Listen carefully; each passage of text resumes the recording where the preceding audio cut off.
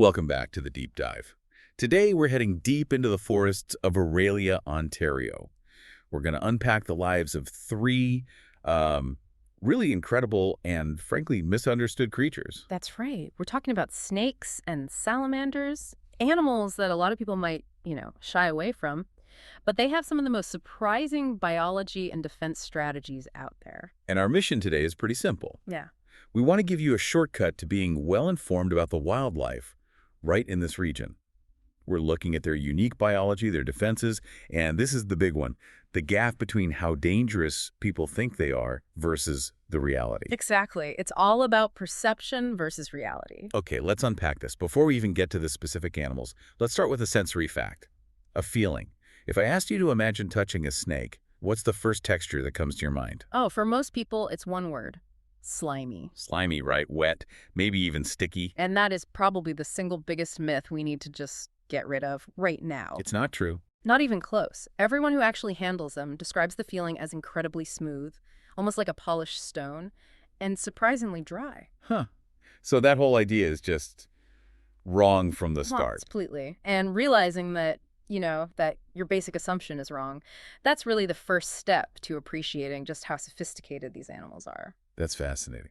Okay, so today we're going to be exploring that sleek giant, the eastern fox snake. Mm-hmm. Then we'll dive into a small but very Mm-hmm. defensive amphibian, the blue spotted salamander. I think finally. The big one. Ontario's only venomous snake, Yeah. the eastern Massasauga rattlesnake.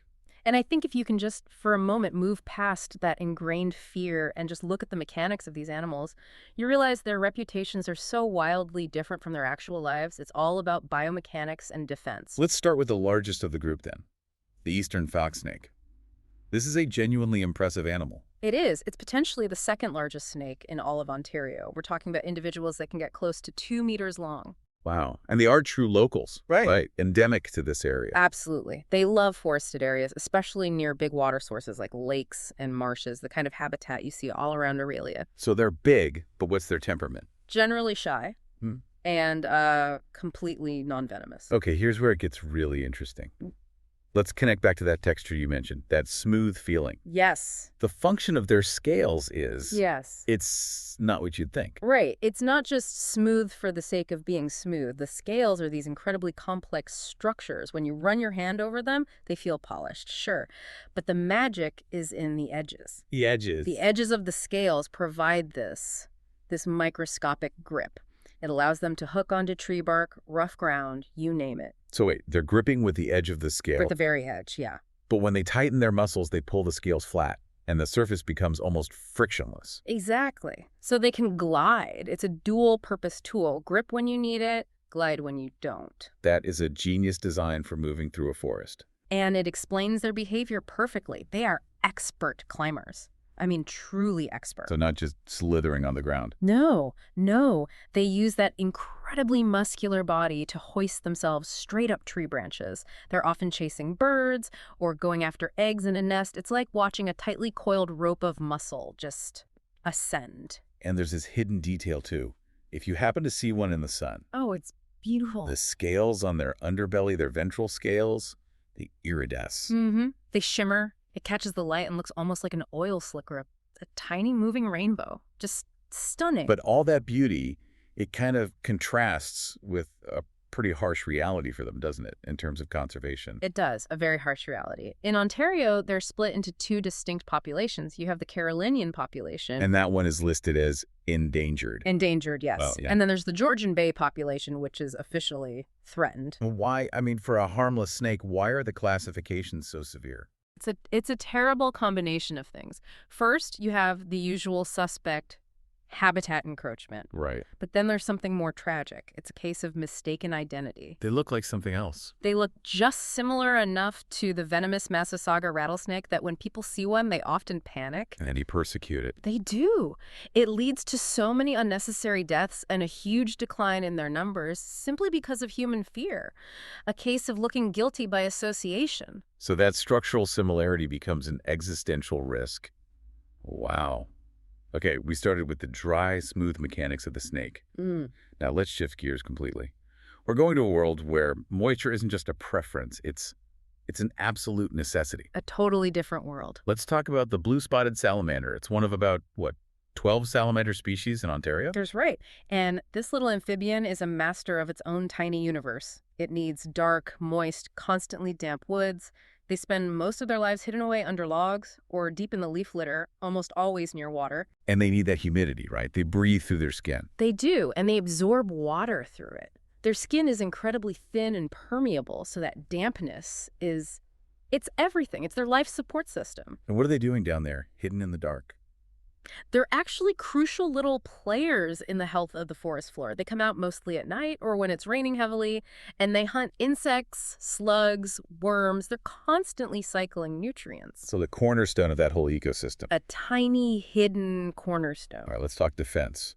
You wouldn't think a small, slow-moving creature like that would have much of a defense system. You wouldn't, but it has a very specific, and I'd say slightly off-putting mechanism. Yeah. It's a really cool piece of chemical self-defense. If a predator grabs it, or even just threatens it, the salamander will curl its tail right up over its back, point it at the attacker, and it secretes this highly noxious, sticky liquid. Noxious how? Is it like a venom? Not a venom in the way a snake's is, no. But it is extremely irritating, and it tastes horrible. It's also sticky, so it gets all over the predator's mouth or nose, and they immediately want to get rid of it. So it makes the salamander completely unpalatable. Instantly. And that gives the salamander a critical few seconds to escape back into the damp leaves. It's this fantastic example of a small animal using chemical warfare to make up for a lack of speed. That's incredible. So given how sensitive they are and how hidden their lives are, what's the main takeaway for someone who might be hiking in their habitat? It's one word. Non-disturbance. Just leave them be. Exactly. Because they rely on these very specific microclimates under logs and rocks, flipping things over to get a look at them, it can be devastating. You're basically wrecking their home, destroying their shelter, and getting rid of that moisture layer they need to survive. You're pulling the roof off their house. You really are. It's a creature that survives by staying out of sight, and we just need to respect that. Admire the mechanism, but respect the shelter. Absolutely. Okay. Let's move to the creature that probably generates the most anxiety of all. The eastern Massasauga rattlesnake. Ontario's only venomous snake. And the very presence of that word, venomous, dictates the #1 rule. Observe from a distance. A very safe distance. Only professionals should ever be engaging with them directly. But watching how they move is fascinating. They have a mechanical versatility we just don't give them credit for. Right. There are two very different ways they travel. Everyone knows that rapid, winding S shape. The serpentine motion. That's for speed. Chasing prey, getting away from danger. But then there's this other, more deliberate movement. It's called rectilinear motion. Rectilinear motion, yes.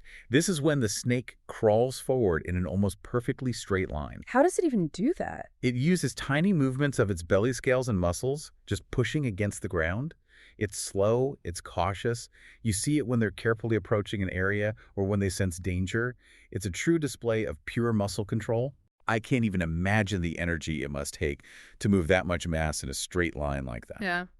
Let's talk about its most famous feature, the rattle. We have to bust the myth here. Oh, the age myth. The idea that the number of segments tells you how old the snake is. It's just not true. It's a great story, but it's not true. A snake does add a new segment of dried skin every single time it sheds, and that can be multiple times a year.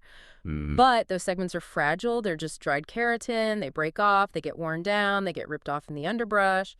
You can tell a snake has shed recently, maybe, but you cannot count its age by its rattle. So it's a signal, not a birth certificate. Exactly. It's a warning signal, not a growth chart.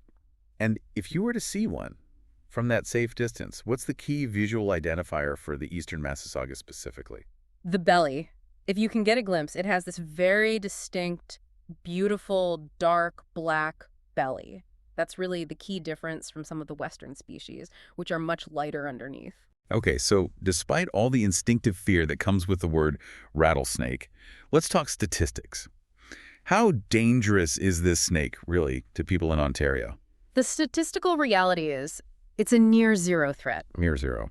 Across all of Ontario's recorded history, There are only 2 confirmed human deaths from a Massasauga bite, and the last one was over 50 years ago. So they're not the aggressive monsters that movies make them out to be. Not at all. They really only pose a threat if we encroach on them, if we provoke them. And provocation is the key word there, isn't it? It's everything. Their venom is a highly effective hunting tool for small prey, like mice and voles. It is not designed to take down a human. The advice is simple. Stay at least 1 meter away, and this is critical. Never, ever try to make it rattle. Because the rattle is a warning. It's a warning. If they're rattling, it means they are stressed out and feel threatened. Back away. So we've established they're not looking for a fight, but they are still in serious decline. Why are they struggling so much? They have 2 populations listed as endangered and 2 as threatened in Ontario.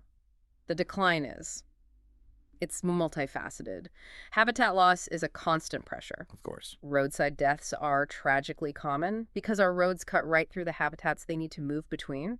But there's something else. There is. The single biggest driver, unfortunately, is human persecution.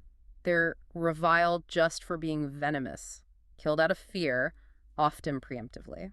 So what are the most effective ways to combat that? Is it more about habitat restoration or changing minds? Changing minds is crucial, but it's slow.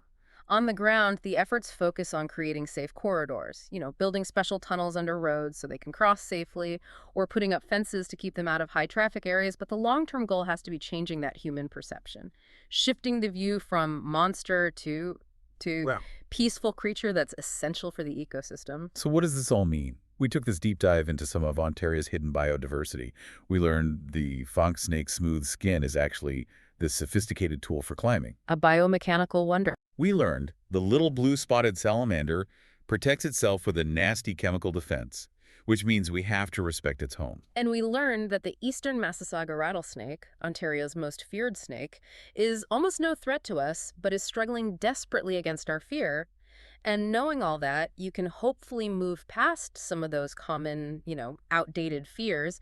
You can start to appreciate the complexity and the fragility of these species right where you live. Understanding how they move, how they defend themselves. And what they need to survive. That's the first step toward good stewardship. But let's leave you with a final thought on that.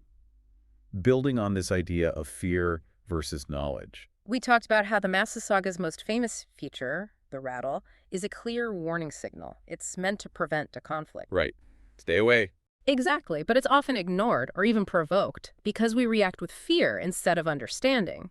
So if a warning designed to keep everyone safe is so misunderstood that it actually increases the risk for the animal, what else in the natural world are we accidentally harming simply because we're responding to the reputation of a biological feature rather than its actual function? It's a reminder to approach the wild with curiosity, not cortisol.